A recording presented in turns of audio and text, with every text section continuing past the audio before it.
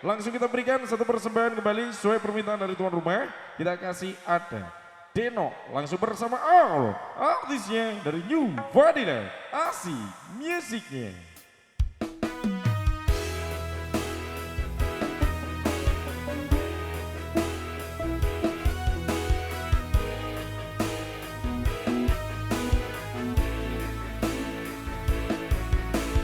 Ayo dek menit.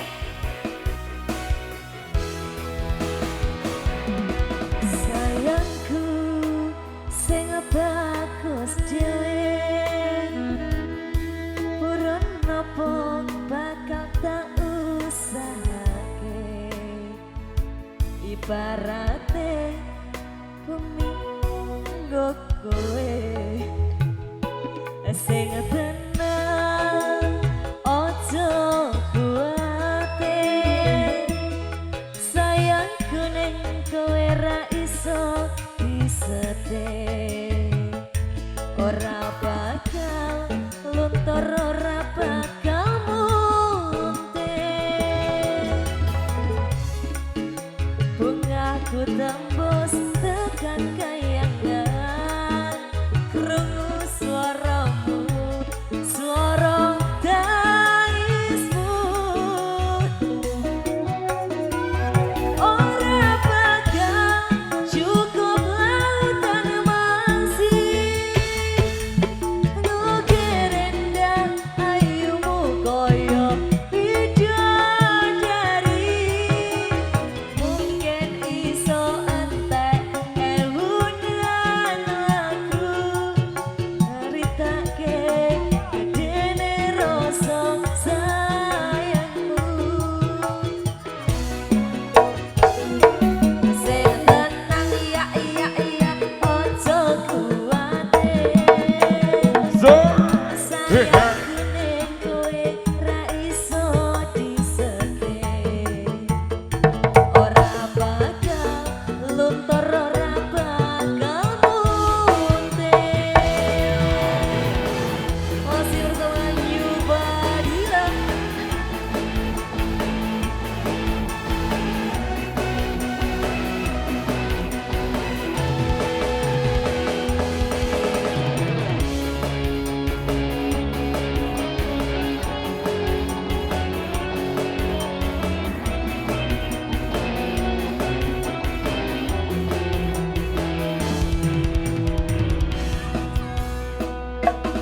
Sing tenang iya iya iya aja kuwate